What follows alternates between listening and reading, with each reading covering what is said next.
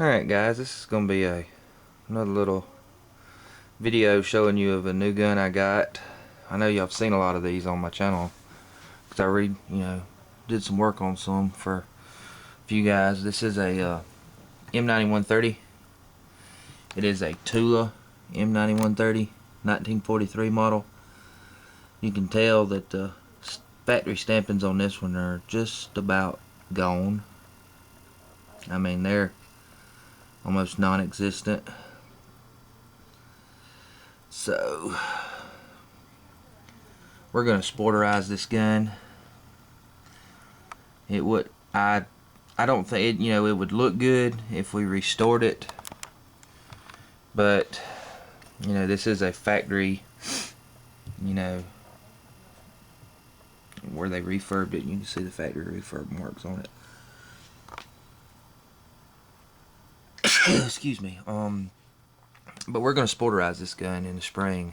Like I said, I've got a ton of stuff I'm working on before, and see if I can't show you a little bit of the problems. The reason why I said I'm gonna sporterize this gun instead of restoring it.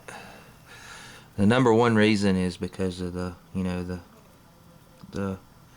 original factory stampings and everything. Looks like they've been took down so much. You can't even see the arrow. Half the star's gone, and a lot of people just painted it.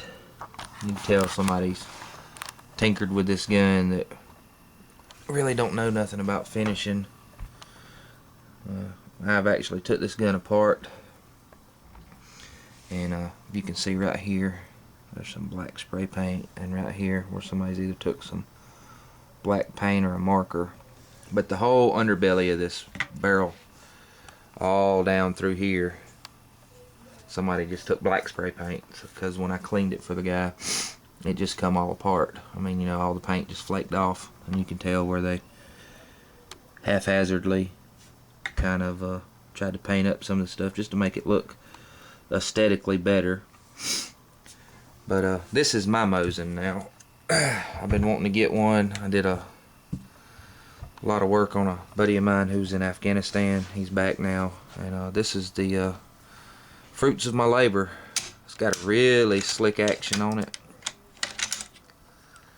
I mean, I hadn't had a chance to shoot this one yet, but I mean, just the action feels wonderful on it. Of course, I did polish the throat area and everything, and I know you won't be able to see down in there. But we're going to strip this one down, refinish it, change the stock, change the bolt. I'm going to throw a 90-degree bolt in there,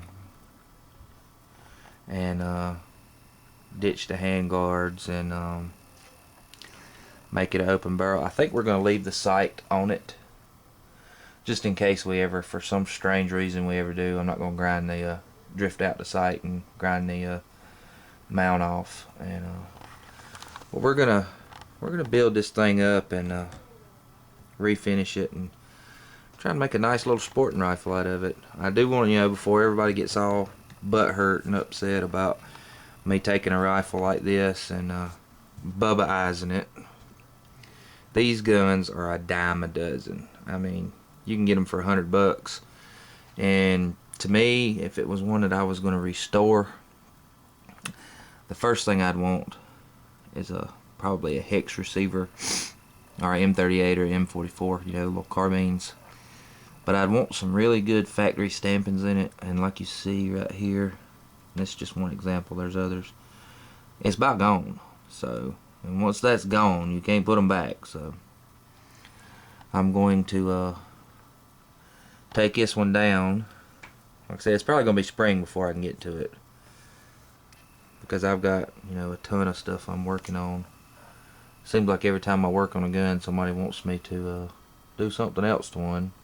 It'd be nice to actually get paid for some of this, but that's neither here nor there. It's a fun hobby. So I just want to give y'all a quick overview of my Mosin, show you what it looks like before we build it.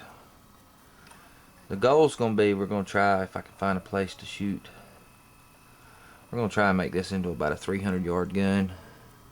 Put us a nice, high-powered scope on it, you know, scope mount, and we ain't gonna go with the little cheesy ATI mounts that, you know, come loose. We're probably gonna throw like a rock solid mount on here, you know, something like that. We're not gonna go with the JMEC because it's a nice design, but for the price, the JMEC, you know, you only get a little band that goes around here that gets bent, and it gives you a little mounting scope. But the rock solid mount we're going to put on here, it actually has 2 screws that go in the top of the receiver. We'll have to have it tapped, and then I'll actually have one that goes down here, and once you put them in and Loctite them down, they ain't going nowhere. And that's what we're going to do. We're going to see just how accurate we can make this little gun as a little project.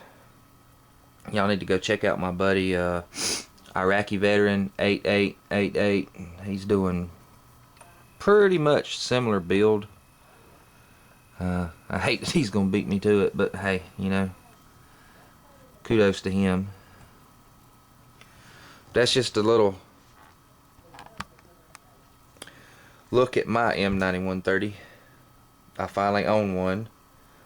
Like I said, I did a lot of work on a whole bunch of guns, stripping them down, detail cleaning them, you know, doing a little this, doing a little that for a buddy of mine, and this was what I got for doing it. Pretty slick actioned Mosin Nagant M9130. Anyways, y'all tell me how y'all like that. I know you'll really like when I get it built.